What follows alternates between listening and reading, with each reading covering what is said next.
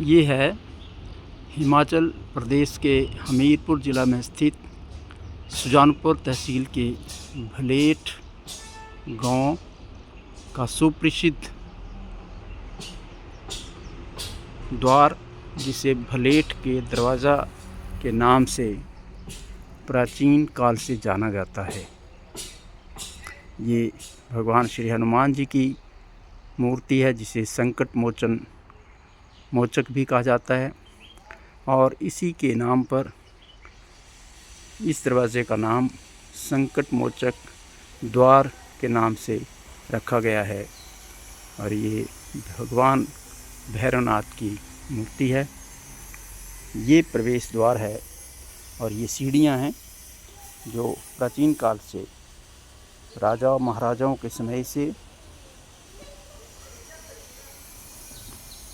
इसको महाराजा सुजानपुर टीरा के महाराजा संसार चंद के सियासत राजधानी का प्रवेश द्वार भी कहा जाता है। ये पुल जो अंग्रेज़ों के ज़माने से बना हुआ सामने नज़र आ रहा है, ये बहुत प्राचीन काल से इसकी जगह पर अब हिमाचल सरकार ने एक नया पुल बहुत बढ़िया जो अब बना दिया है, वो जिसके ऊपर से हज़ारों वाहन रोज़ गुज़रते हैं।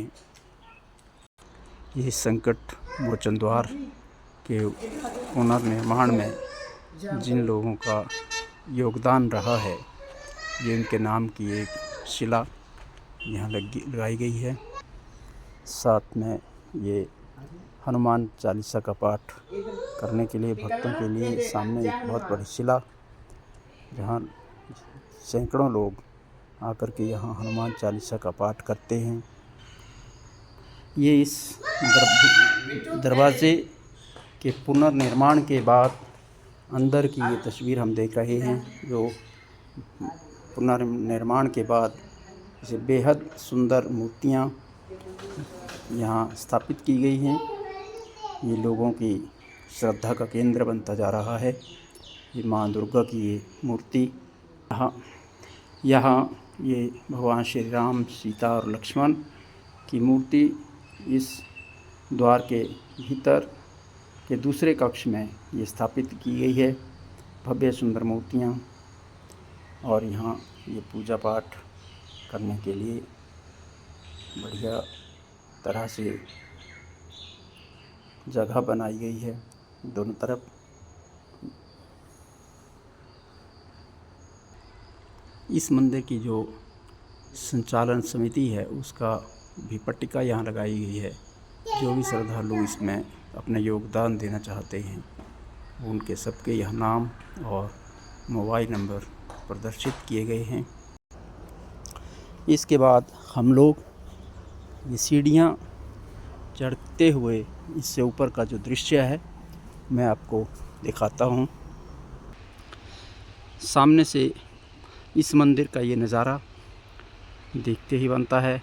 आम लोगों के आकर्षण का केंद्र बना हुआ है, और एक तरफ जो पुंग खाड़ा है, दूसरी तरफ सामने पहाड़ी के ऊपर दो सड़का गांव में महाराजा संसार चंद के ज़माने के गढ़, जिन्हें कहा जाता है, ये किलों के रूप में स्थापित हैं। और यहाँ महाराजा संसार चंद के जो पहरेदार राजधानी के हुआ करते थे, वो जानकारी ये है कि वो यहाँ से पूरे इलाके के ऊपर नज़र रखते थे। ये सामने पुल, जिसके ऊपर से वाहनों का आना जाना लगातार जारी रहता है सारा दिन और रात।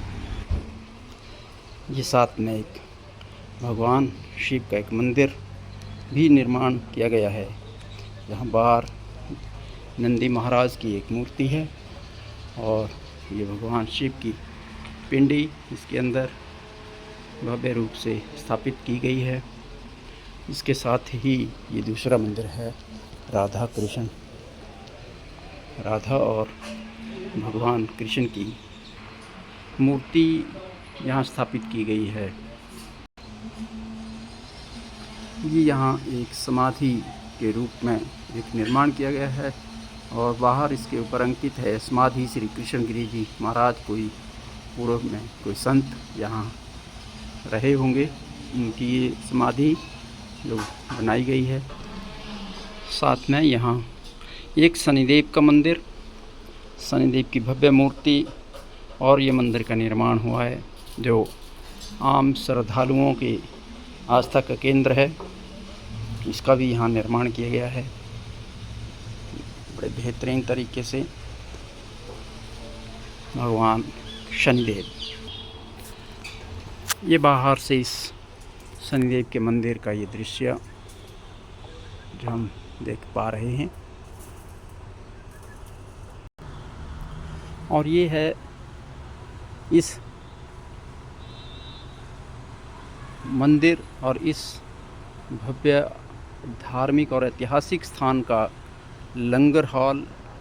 यहाँ हड्डियों के रोगों का कैंप हर मंगलवार को लगाया जाता है, जहाँ निःशुल्क सेवा भाव से यहाँ के जो हड्डी विशेषज्ञ हैं उनके पास दूर दूर से लोग हर मंगलवार को अपना हड्डियों से संबंधित इलाज करवाने के लिए इनके पास आते हैं। और इनके साथ इनकी कमेटी के बहुत सारे सेवादार जो लंगर और सेवा का काम यहाँ करते हैं।